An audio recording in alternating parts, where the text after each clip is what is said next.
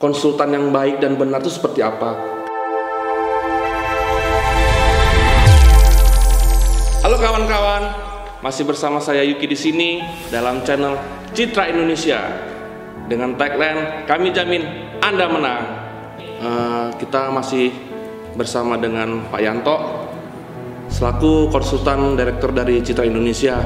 Di sini saya mau menyampaikan Pak Yanto, sebenarnya apa sih konsultan yang baik dan benar itu seperti apa? Karena di sini khawatir kan udah jelas, wah saya pasti menang nih gitu Pak. Konsultan yang baik itu pertama adalah dia tidak akan memberikan rekomendasi copy paste. Itu udah jelas.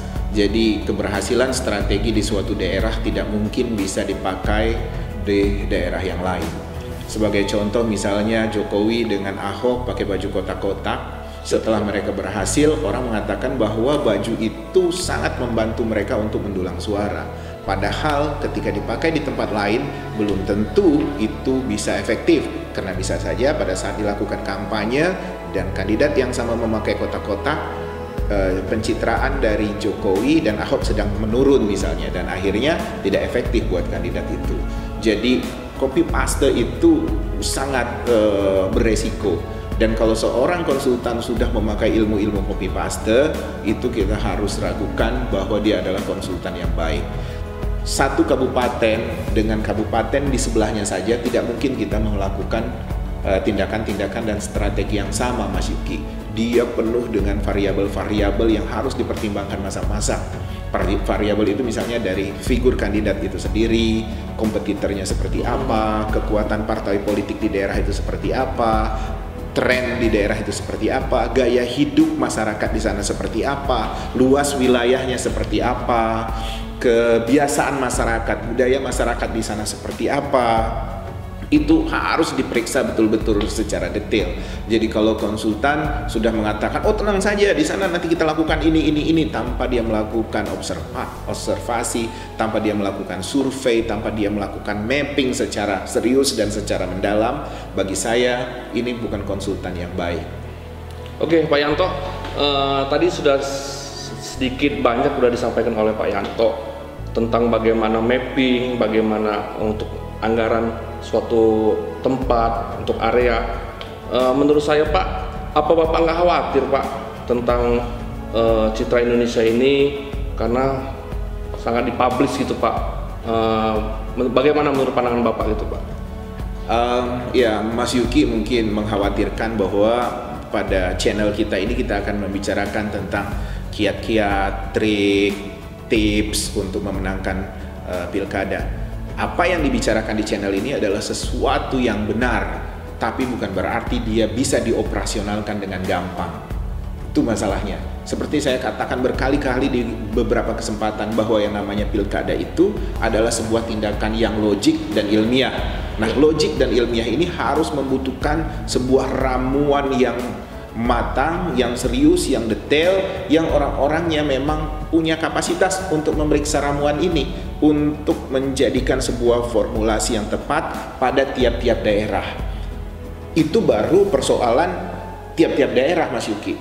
Belum lagi tiap-tiap kandidat. Misalnya di Kabupaten X, Mas Yuki bertanding dengan Mr. Z misalnya. Ketika saya jadi konsultan Mas Yuki, rekomendasi saya tentu berbeda ketika saya menjadi konsultan Mr. Z. Itu akan beda karena kekuatan Mas Yuki berbeda dengan kekuatan Mas Z itu, kandidat Z itu.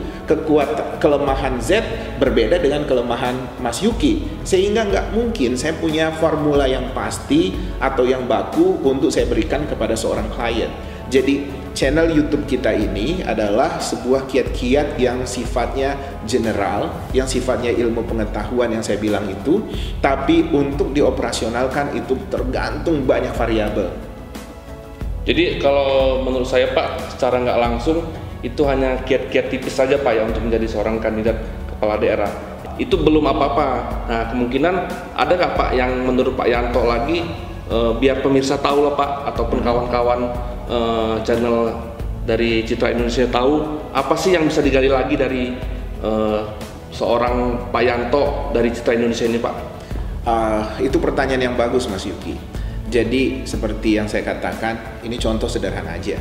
Misalnya semua orang mengatakan kita cetak stiker. Nah, iya. Semua orang bisa cetak stiker. Cuma kapan stiker itu diluncurkan? Di minggu keberapa? Di bulan keberapa? Timing, Pak ya. Timing itu menjadi ukuran. Nah, seorang kandidat itu kadang kepingin buru-buru aja. Itu stiker udah jadi, Adinda, tolong disebarin.